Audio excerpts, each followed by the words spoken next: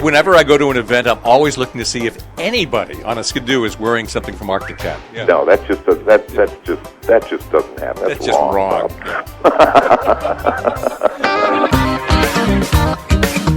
This is Bob Duchesne's Wild Maine, and we're talking snowmobiling today.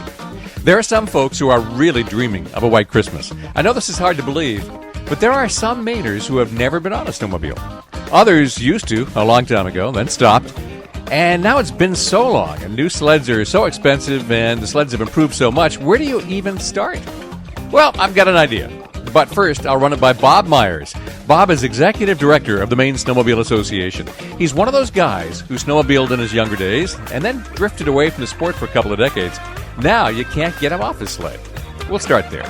Bob Duchesne's Wild Maine is brought to you by Hammond Lumber, Dysarts, EBS, and Napa Auto Parts. Maine has 14,000 miles of snowmobile trails. Many of those miles going to some of the most beautiful places on the planet. There is no state in America that is more blessed than we are. Without further ado, let's welcome Bob Myers.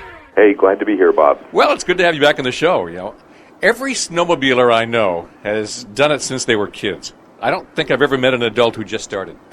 Am I wrong? Well, it's true, and I have to admit, when I first started working at the MSA, I hadn't been on a snowmobile in 20 years, and now it's very, very different. Yes, and, it is. You can't drag me off it if we got the weather. I'm going to do a show later this winter about how all of us remember the original sleds, because I can remember that carburetor in my lap. I remember it backfiring, and you'd see the flash right at your crotch. Yeah. Boy, if that wasn't a wake-up call when you're a teenager. Yes, indeed. And, of course, the belts. I mean, God, we were always replacing belts. Well, I mean, when you left on a trip, you'd have your pocket full of spark plugs, and spare belts, and tools, and everything, for your 5-mile trip. I'm going to do a whole show on that at some point. But anyway, how do we get people into the sport of snowmobiling if they haven't been there before? I think maybe the number one way is marry somebody who's into it. Yeah, that's a real good way to do it. Mm-hmm. And barring that, people go out and look at sleds these days, and unfortunately, the entry-level market is pretty scarce. Yeah. With the manufacturers, and so it's difficult to, just at the prospect of trying something, to look at a pretty significant investment. But we're very lucky here in Maine. We have some great places that rent snowmobiles. And it's like everything else, why buy it when you can rent it right. and use it for a pretty short term? And it's a great way for people to learn about snowmobiling, get out and try it, and I think they'll enjoy it once they do. Yeah, when you think about it, I think, and we'll get into the rental business a little bit later on in this discussion, but you can get into a snowmobile probably with equipment for around $200 a day. If you divided the cost of a sled these days by $200, that's a whole lot of opportunities into the woods for a sled you don't actually have to park in your garage later. Well, the way things are these days, those of us who own snowmobiles, you look at when you ride and when you've had it, and it's probably about $300 a day. Yeah, I know I'm being maybe a little lenient there with my math, but no, the owner's definitely taking on the short end. So. That's I wonder how they make money at it, because it's not the same thing as renting a boat. A boat is going to be on water that you don't beat up very much, but a sled.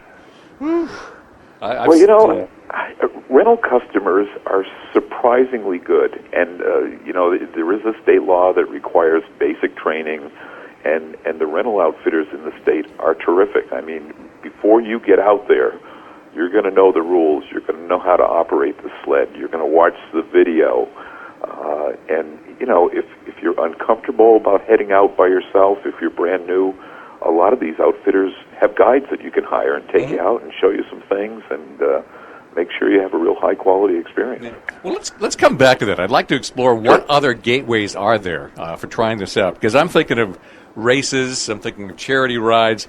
I don't usually remember ever seeing sleds waiting for newcomers to try out at events like that, but you get around more than I do, so what do you see? No, there isn't, Bob. But, thanks for joining me. Okay, good to talk with you today. But, a lot of people say they enjoy getting outdoors in the wintertime. We have more than a few members that are cross-country skiers. Mm-hmm. and they join the local snowmobile club because they ski on the local club trails, and it's good because the snowmobile club knows they're out there, so they can keep an eye peeled for them, and they know the snowmobiles are there, obviously, and can keep their eyes open. And sooner or later they say, geez, I'd kind of like to try one of those sleds. Mm-hmm. And, if you're plugged into your local club, someone's going to say, well, here, try mine, or I've got a spare, let's go for a little ride. And it's just a real down-home approach to giving it a try. Now, we've got like 14,000 miles of trails in the state. Is there any other state that can match us? There's a few states that might have a few more miles, but they don't have the diversity and the scenery and just the, incredible winter trails that Maine has to offer. And I mean, you go anywhere from the mountains over in Rangeley to around Moosehead Lake, the Katahdin area, and then the big fields up in Aroostook County. There's just a great opportunity to try all different kinds of riding. Yeah, I would think that maybe Minnesota has as much or more trails than we do, but so what? Yep. They're boring. Well, that's what it is. I mean, in a lot of places, they literally ride in ditches along the side of the road. And, when I think of riding from Greenville to Millinocket on ITS 85, that's a little different experience. Yeah, because basically you can't get there by car, but you can do it by sled. That is the truth. And by sled, it's a pretty quick trip, surprisingly. Yeah, you don't realize how close the municipalities are together. Those two gateway communities until you go through the woods instead of around the woods. Oh, yeah. Well, it works out pretty well. Yeah. It takes a lot of local effort to maintain the trail system. It's a lot of local clubs, a lot of local snowmobile folks, an umbrella association that you run. So there's a lot of people doing it, but those folks are getting older. Yes. Yeah. So what are we going to do about that? That's a $1 million question. I think part of it, the sport has changed so much, the culture has changed so much, and we struggle with that every year. I mean, when this started back in the late 60s, people like to go out and ride around their field or across the neighbor's field, and ultimately what happened is they formed clubs and they connected with each other, and here we are 40 years later, and there's this $250 million industry. Yeah. And the infrastructure is still the same. Basically, it's volunteers doing the bulk of this work. And they do it with very little money that all comes right from their own user fees. And it's a constant struggle. And, we try to encourage everybody who goes out and enjoys the trails to just put a little something back. If nothing else, make a donation to the club or help them out. But, what's one weekend or two a year to go out and brush trails and stuff? And usually it's in the fall and the weather's nice. You can get outside.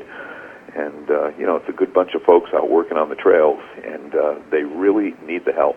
I don't think there's a more social organization than a local club either.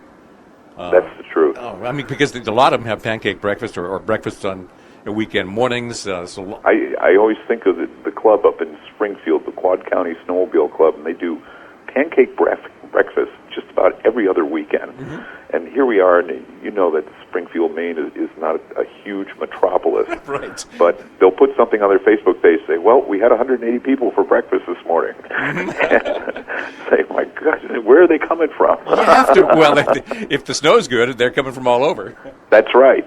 And they know that they're having it, and they know it's a good bunch of people, and they have a good time and have a good meal, and it's cheap, and it's just, that's all part of the experience and what makes it so enjoyable. Yeah, show you how good the food is and how sociable it is. I know a lot of people go to the Pine Tree Snowmobile Club in Milford, and they don't even sled. Right. So that's the kind of folks. That's the kind of folks you'd be working with or associating with if you were involved in the social aspects of snowmobiling. They really are. It's the finest kind, and of course the club, in addition to helping the club out, I mean, you're getting the safety message by osmosis.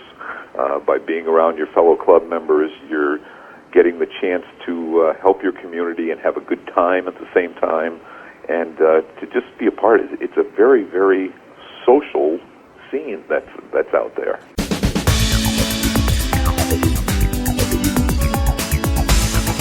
Today, we're gearing up for snowmobile season. My guest is Bob Myers, Executive Director of the Maine Snowmobile Association. We're taking on a curious problem this morning. How do newcomers get into snowmobiling? And even if you're experienced, what do you do if you don't go often enough to justify owning your own sled? This is Bob Duchesne's Wild Maine on Sports Radio 92.9 The Ticket.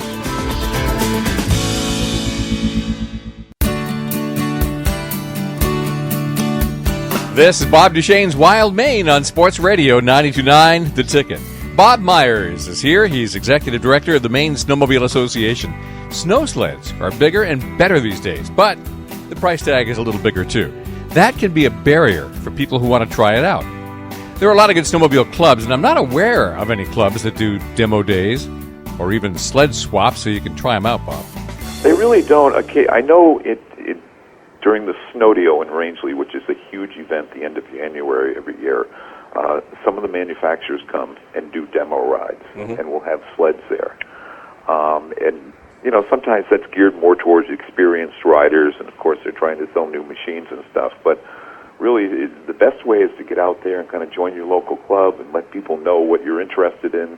And you know, they really are. They're the kind of people that are going to help you out and maybe give you a chance to give it a try. Yeah. I remember there used to be a Yamaha Fest. I don't remember whether Yamaha still does that or not. Do you have any recollection? They do similar events now. They'll do like a test ride event like this thing in Rangeley, and Skidoo will come to it. But they don't do it the way, well, nothing's the way it used to be, is it, Bob? No, I'm not even the way I used to be. Yeah, well, you know, you and I are starting to get a little long in the tooth, That's right. And so you know, some things have changed. Yeah, I don't know if the industry is declining, but I am. Yeah. As you say, there are a lot of people, well, not a lot actually, it's about 16 companies around the state that do rentals. Yes. I'm going to talk to a couple of them later on in the show, but they are fairly geographically spread out. Talk to me about renting from some of these outfits. It sounds kind of blasé to say they're all basically the same, but some are standalone businesses, some are affiliated with, a lodge or a resort or something like that.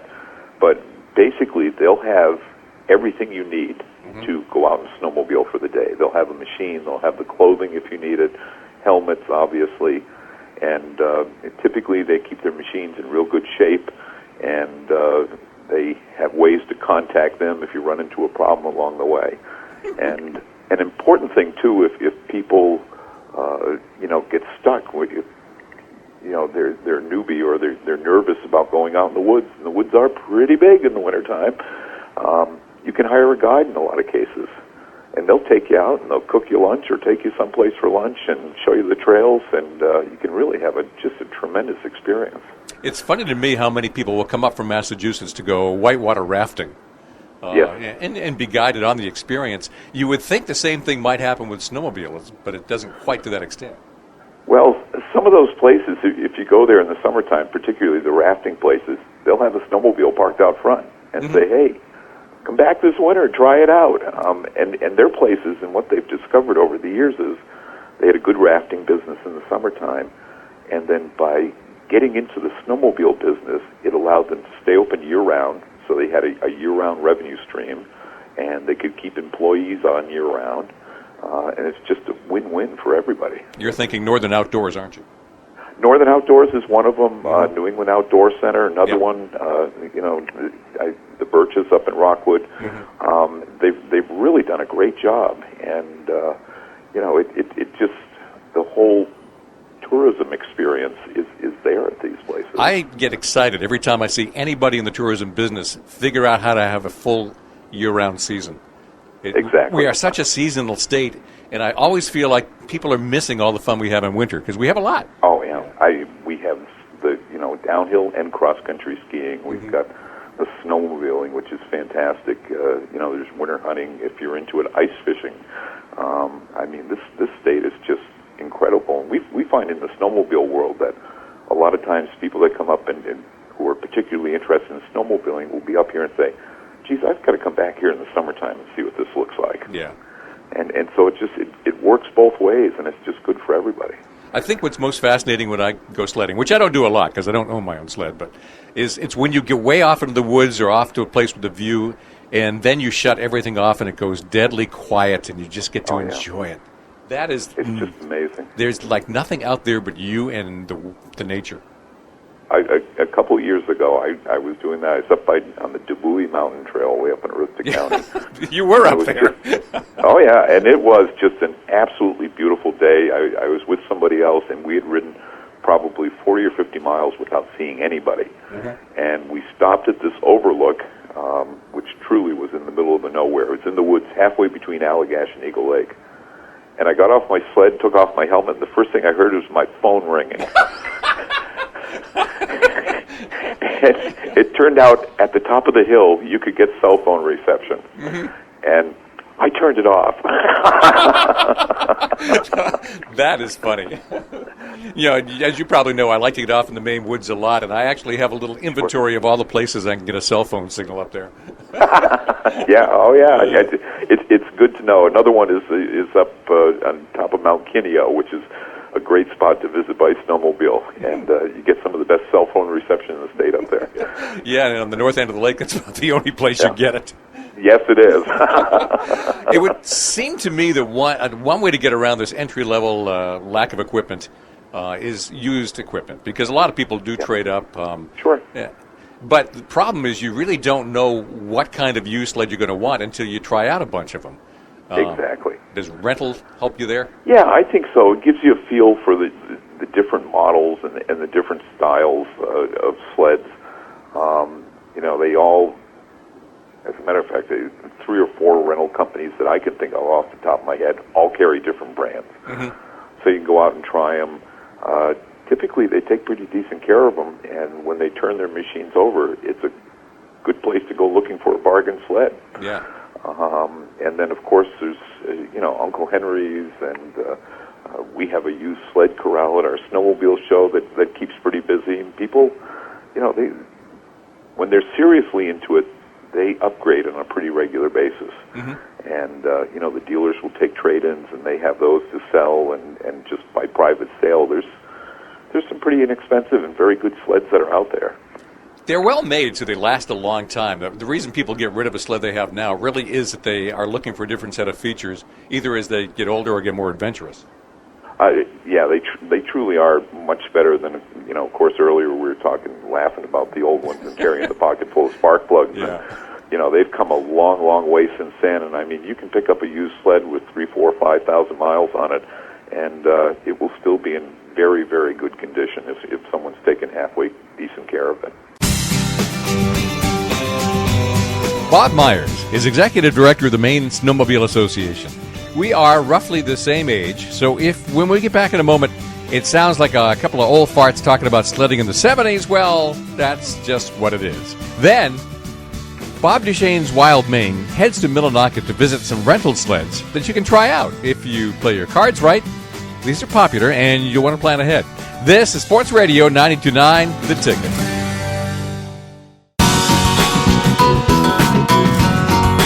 This is Bob Duchesne's Wild Maine on Sports Radio 92.9, The Ticket. Saturday mornings at 9, Sunday mornings at 8.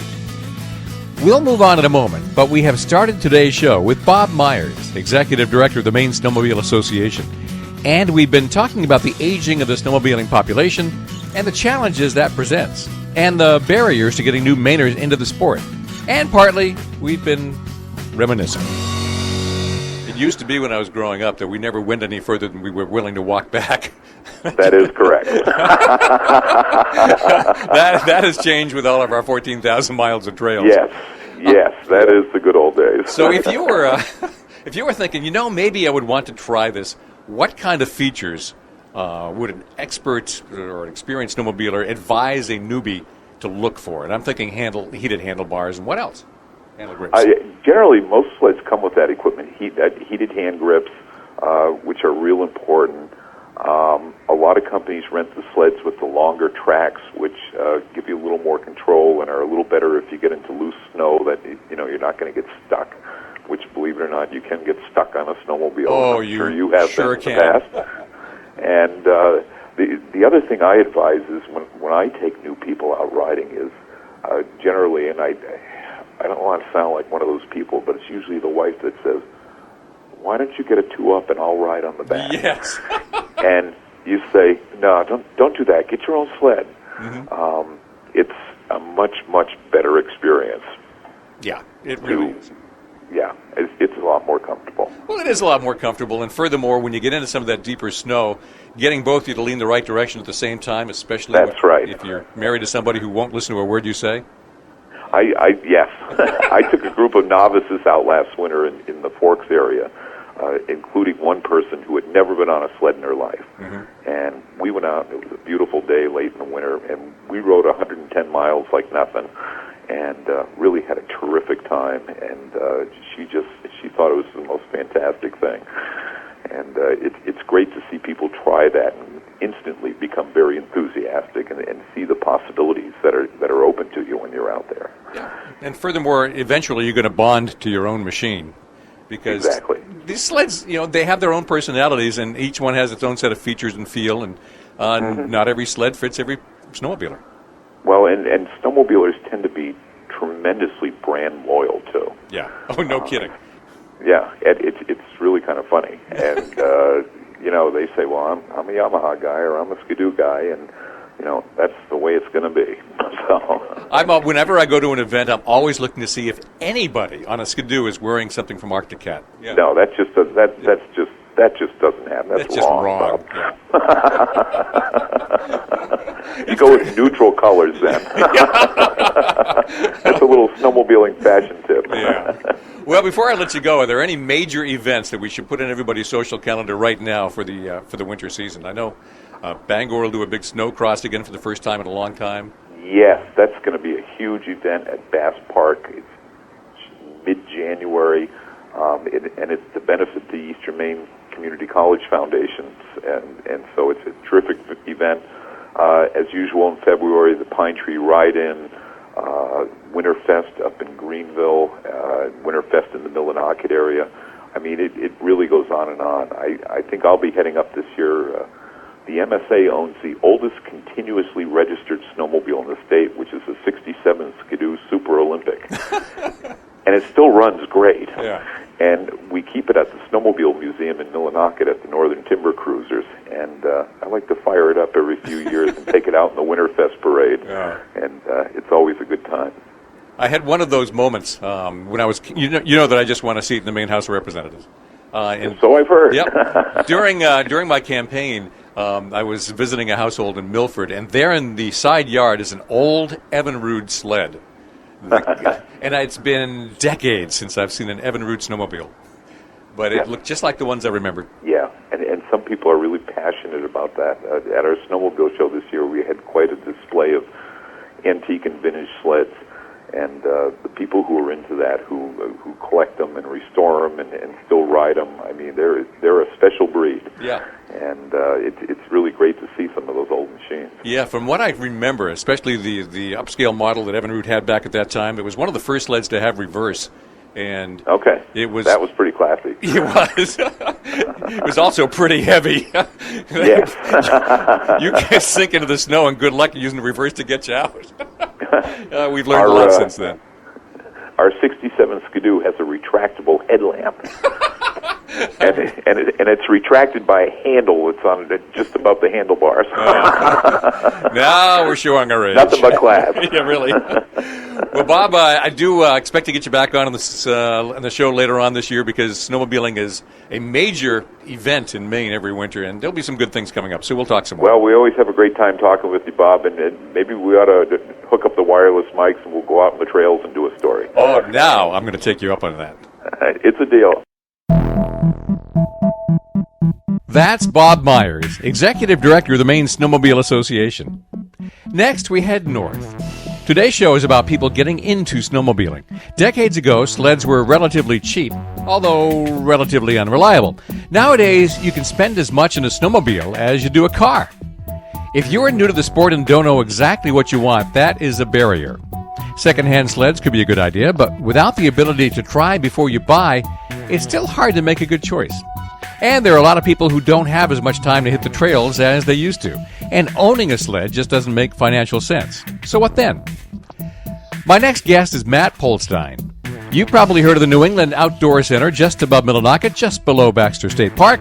So, Matt, Bob Myers and I were thinking that rental sleds might be a good idea.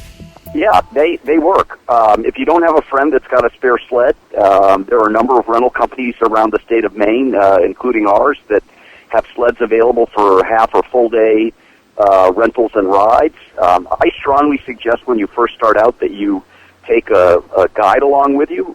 We provide half-day rentals with guides or full-day rentals with guides, and it's a great way to introduce you to your first day on a snowmobile. It leaves a lot of the decision-making and route planning challenges up to the guide, and also can have you supported with someone that really knows the ins and outs of riding and the trail system. Yeah, your first day out, you don't want to get in trouble. So You sure don't. no, having a guide along at least solves that.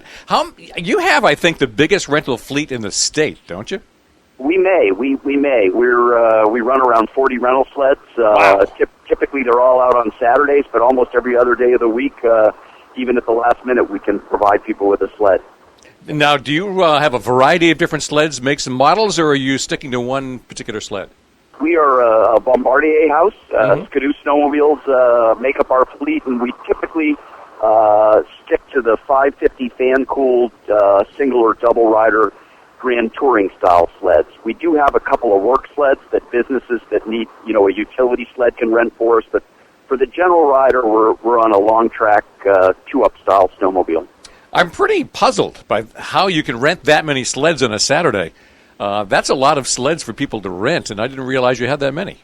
Well, we have a pretty efficient system worked out. Obviously, there are risks involved in riding a snowmobile if you're not well prepared, and we actually have a video online that people can watch and confirm that they watched before they even show up that shows how to do everything you need to do riding a snowmobile, from starting it to turning your hand and thumb warmers on to getting it unstuck if you get it stuck in deep snow. Talks about general safety, trip planning, what to bring with you. And then we have a full orientation in the morning when you show up at our base. So we've got a trained staff that, again, physically goes over the sleds with you and takes some of the mystery out of how to operate them. And then we actually walk your ride around our yard for a few minutes before we turn you loose on the trail.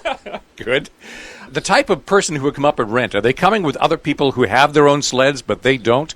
Or are you getting entire groups of people where nobody has a sled? We get a little of both. I would say probably 70% of our business is people that used to ride and no longer own sleds, or people that have just flat out never ridden before, and they come in groups. We get some individuals that show up with friends that have snowmobiles, but where our sleds are 550 fans, that's kind of a smaller snowmobile, and a lot of the people that are diehard riders are riding 1,000cc or bigger snowmobiles, and their friends tend to want something bigger than we have readily available to keep up with the crew, and you know what? That suits us just fine. We're talking snowmobile rentals on Bob Duchesne's Wild Maine.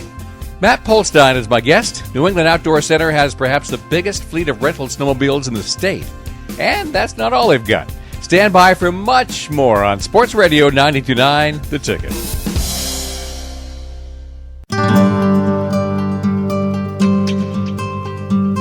This is Sports Radio 92.9 The Ticket. I'm Bob Duchesne, host of Bob Duchesne's Wild Maine, and I've got Matt Polstein on his cell phone, which is in itself pretty amazing since cell phone service on Millinocket Lake is, well, an occasional luxury. Matt operates Maine's biggest fleet of rental snowmobiles at New England Outdoor Center. And I'm going to assume, Matt, that you also have accommodation packages so that folks can stay and play. We do. We can cover you from the ground up, if you will. And more importantly, perhaps, than the nice lodging and food service and gas on site that we have, we also have all the clothing that someone would need if they don't have heavy winter clothing, which can be a real plus. When you come to rent a sled from us, if you need big, heavy bib overall or, a heavy-duty jacket, gloves, mittens, boots, we have all of that available. There's an extra rental charge for the clothing. Obviously, sleds come with a helmet, so any riders that are on the sled have a helmet to wear for safety. But we can cover everything from great accommodations with an incredible view of Mount Katahdin to a fine dinner at the end of your day of riding. Let's talk about your location and how it pertains to sledding in the first place, because you're just south of Baxter State Park. They're on the shores of the lake, Millinocket Lake. That gives you a lot of places to go, although you're a little bit limited about how much you can sled in Baxter itself. So let's talk about your options for how to go have fun. Well, I think the Katahdin region's pretty ideally located. You know, if you're a diehard rider and you ride 120 to 150, 200 miles a day, you can head north into the county or west over towards Greenville and Jackman. If you're a novice and you're looking to ride 30 or 40 miles, while the park has its limitations, the ungroomed perimeter road, which is a little bumpy for those that want to cover a lot of miles, actually proves to be a great place for first-timers that have never ridden before to go and not have to worry about people going faster on other sleds. Obviously, it also offers great scenery. The Katahdin region as a riding spot really is an easy one to get around on. We have big, well-marked, well-groomed trails that connect fairly quickly to places where you can get food or gas or support services, or a place just to warm up if you need it out on the trail. You did mention that an experienced rider would have no trouble going to 100, 200 miles a day, but for a novice rider, there's probably an upward limit because you're just not used to it, you don't know how to balance your weight, etc., and you get tired fast. So what makes sense for a good target mileage starting position for a novice? Well, what we often encourage people to do is there are some sort of concentric loops that you can take starting right from our facility or in town Millinocket. They range from 20 to 40 to 80 to 120 miles, and we often suggest that people go out in the morning and ride 30 or 40 miles in a loop that brings them back to a place where they can eat and warm up, and then they can do a similar ride again in the afternoon. Once they've done that one day and they've got a sense of how far they can go, we love to send people up to Bowlin Pond Camps, the Shin Pond Matagamon area, over to Kakajo, and then all the way over to Greenville, which for renters makes for a pretty full day of riding. Now, I've got to ask, how often do your sleds get banged up? Well, you remember that group I mentioned where a bunch of guys come with big fancy sleds and one guy rents one of ours to tag along? Yep. We always are a little nervous when those sleds go out because that's when we most often see them come back needing a new bumper or worse. With our average rental riders, we really don't see that much damage. We probably have 800 to 1,000 rental days a year, and I'm going to say on 6 or 8 of those we might have meaningful damage, more often than not caused by somebody that knowingly rode way over their skill level, not by someone that lacked experience and sort of got in trouble because they didn't know what they were doing. It's more often people that are just being way too aggressive on the sleds. I think sometimes people don't realize, what a fine line it is between safe riding and unsafe riding, and most of our renters tend to err on the cautious side. A few of them, however, don't, and sometimes that means we have sleds that need a little work at the end of the day. Sometimes the sled doesn't exactly go where you point it, and that's something you got to get a little bit used to with experience. You absolutely have to. I mean, riding a sled is part science, part art, and if you keep your speeds down, there's room for forgiveness. If you're going 60 miles an hour, you have a lot less of that. So you really need to ease yourself into it slowly. I come back to the idea of starting with a guide. A guide typically rides at the front of the line. They can run interference with people going fast coming the other way, and they also can help you set a pace that's appropriate for the piece of trail you're on at any given time. So if you've never done it before, great peace of mind comes with taking a guide out on that first day, and we have plenty of those available. Well, walk me through the rental process, and don't sugarcoat the deposit part. Yeah. That's part of the way we keep people sane on the sleds. When you rent a snowmobile from us, again, if you're smart, you'll watch that video at home, so you don't have to watch it when you arrive at our base. But we have an orientation video. It takes about 10, 15 minutes to watch. And then we would have you fill out a whole bunch of paperwork, the release and assumption of risk agreements. Part of that is a sign-off on certain things that you will or won't do. Obviously, drinking and snowmobiling don't fit whether you're on your own sled or one of our rentals, so we ask you to affirm that you will not drink alcohol. You can drink water, I'm sorry. So it's not a blanket prohibition on drinking, just alcohol or other drugs or stimulants that might impair your ability. We ask you to fill that out, and then we take you down and physically introduce you to the sled, teach you how to drive it, teach you all the important functions of the sled, some safety issues, route planning, trip planning, We ask you to tell us where you're going to go, so if you don't come back, we have some sort of needle in the haystack capacity to go look for you. And then we turn you loose. Off you go. There's a specific time you're due back, and again, most people show up somewhere around that time. So if all goes well, that's what will happen with you. My recollection is ballpark for most rentals, it's something like $200 a day in that neighborhood, maybe a little more, maybe a little less, depending. That's correct. It depends on the day of the week. We run, obviously, specials if you rent multiple days, and we have some pretty attractive packages that include a guide that are designed to introduce people to the sport of snowmobiling. When I thought about it, I was thinking, as much as sleds cost these days, and they could go anywhere from $7,000 to $12,000, you could do an awful lot of rental trips for that amount of money, 50, 60 trips, for instance, and you never have to worry about storage, maintenance, transportation. All of those are factors. I mean, I think people, the people that we see that used to own their own sleds but now rent are people that didn't want to own a trailer, didn't want to own a big pickup truck to pull a trailer. There's a lot more than just buying a sled that goes into it. If you want to try a day in the North Maine woods on a snowmobile, again, $200 may seem like a lot, but it's a pretty cheap investment compared to all that you'd need to do to go out, buy, rent, insure, store, transport, a snowmobile of your own. Now, there must be certain weekends, I don't know, Valentine's weekend or something, where ahead of time you're going to be booked up solid, and anyone who wants to make a reservation better do it now. Well, that's true for virtually every single Saturday from Christmas on till the end of our season. Our sleds always rent on weekends, particularly Saturdays.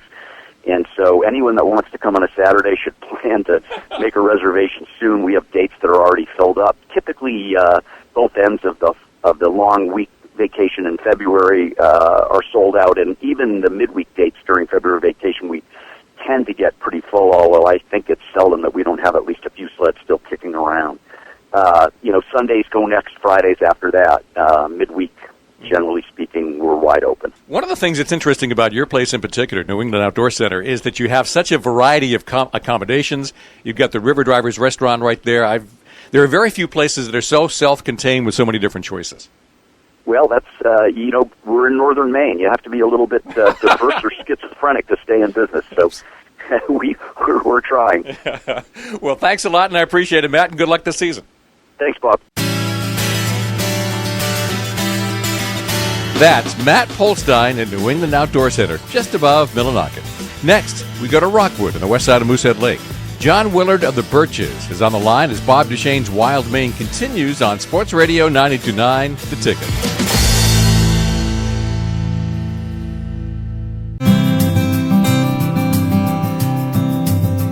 You're listening to Sports Radio 92.9 The Ticket. This is Bob Duchesne's Wild Maine. A lot of people snowmobile in Maine, but if you're not yet into it, it can be pretty hard to try out. Buying a new sled and all the equipment can be pricey, especially if you're not sure what model is best for you, and you may not foresee enough opportunity to use it once you bought it. In both cases, renting a sled may be the way to go. I'm speaking with John Willard of the Birches in Rockwood. Welcome back, John. Yes, thank you. It's nice to hear from you again. Yeah, last time I had you on, we talked about cross-country skiing last winter. Today, we got to focus on snowmobiling. Had a good conversation earlier with Bob Myers and then with Matt Polstein, and we're talking about the fact that there's not a lot of entry points to get into snowmobiling if you're not there already. One of the ways to get there is by rentals. That's true. We get a lot of people that have never snowmobiled before, and they'll take a rental out and try it for a day or two and see what it's all about. Now, there aren't a lot of four-season resorts in Maine anyway, especially not rustic ones. Most of them close up shop in the winter. Then there are some people who really thrive in the winter season, and the Birches is one of those. So how many rentals do you have? How many sleds do you actually have for rent? We have about 16 snowmobiles on a regular basis. We have a couple of spares that we rent out. So on a typical week or weekday or Saturday, when there's a big demand, we'll have 15 or so out. Mm-hmm. Do you have a particular model you rely on, a particular make? Most of our fleet is Arctic Cat, but we've started to mix it in a little bit with Ski-Doo because Ski-Doo has some newer technology that's pretty hot these days. Yeah, like what? Because it's been a while since I've been on one. Well, their chassis, they've done a lot of upgrades on their chassis and their suspensions, and actually their engines. They're quite good. Even though Arctic Cat is still a good, very solid machine, it's just some models are more sporty than others, and people like to get sometimes in the backcountry with a longer track or a lighter sled where they can hit some deeper powder. Well, somebody wants to rent a sled. Walk me through the process of how you would get them going. Well, they would call up and they would ask, we'd ask them if they want a single or a two-up, if they want to carry a passenger on the back or just go on their own. So we've got both models that they can take. And then we would find out what their experience level is, and then we'd hook them up with usually, most people rent the single 570, 600. But we do have some that are a little more powerful than that. We've got some four-strokes that are 660s and 900s for people that don't want to have the smells of the smoke and the oil. The four-strokes are a little cleaner. So we have all different models for different kinds of people.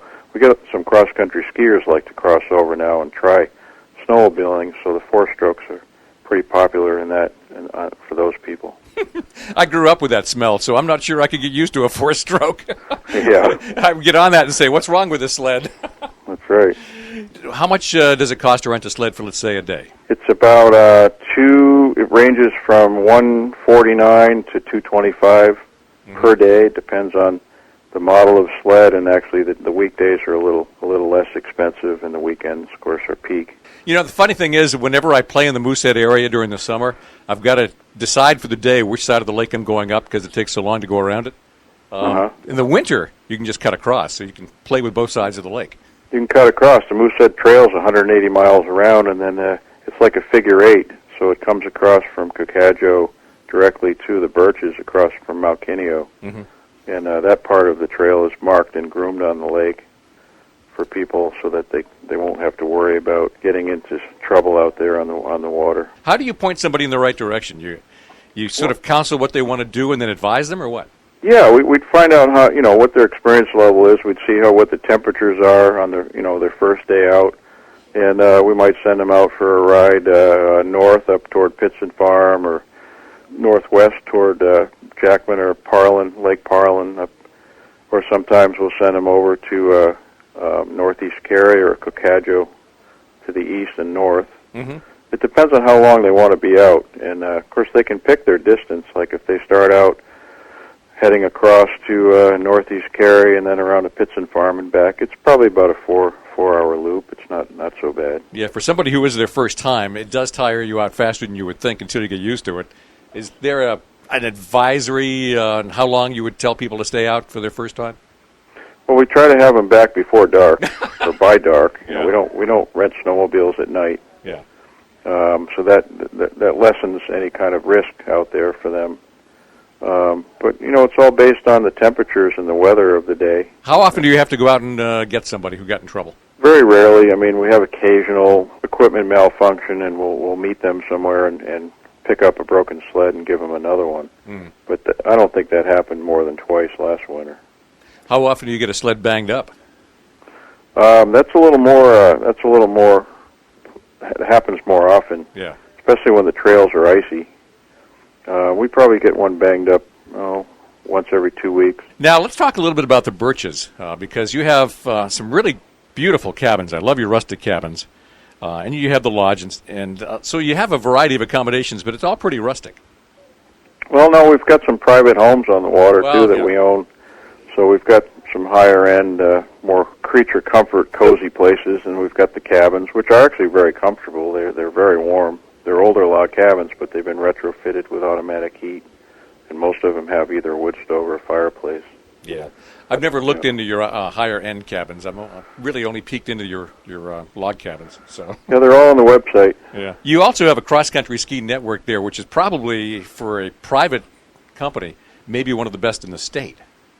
Well, it's my labor of love. We've got an 11,000-acre land base. We've got 38 miles of trails that we maintain and groom on a regular basis. So it is a very good trail system, and it's pretty popular, especially when there's not much snow in southern Maine. We get quite a few skiers. Yeah. Something on your website caught my eye because I didn't know this even existed, but personal hot tubs delivered right to your door. What is that?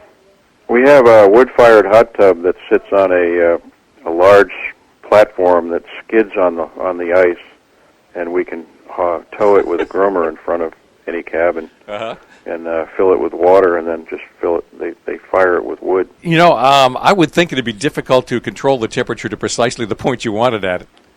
Actually, it's pretty good because what you do is if it gets too high, you just throw snow in it. Ah! Yeah. All right. Are there any particular accommodation packages, getaways, special weekends you've got coming up that people might want to think about? Well, we've got New Year's weekend coming up. We have entertainment, live entertainment, and we usually pack pretty solid for New Year's. And then, of course, if we get snow through the winter, then basically we've got some packages that include meals, and we can package in snowmobile rentals or different groups. We get some groups that come, and so we'll do a group package for them. All right. Well, I certainly wish you a very good winter season coming up, John, and we'll talk again. Well, thank you. Nice to talk with you. Have a good winter. That's John Willard at the Birches in Rockwood. If you're new to snowmobiling and want to try before you buy, or you've had a lifetime of experience snowmobiling but no longer use your sleds enough to justify all the gear that goes with it, then rental sleds may be the way to go. Bob Duchesne's Wild Maine now airs twice every weekend, Saturday morning at 9 and Sunday morning at 8. And it's archived with all the previous shows on the website at 929theticket.com. Bob Duchesne's Wild Maine is brought to you by Hammond Lumber, Dysarts, EBS, and Napa Auto Parts. This is Sports Radio 92.9 The Ticket.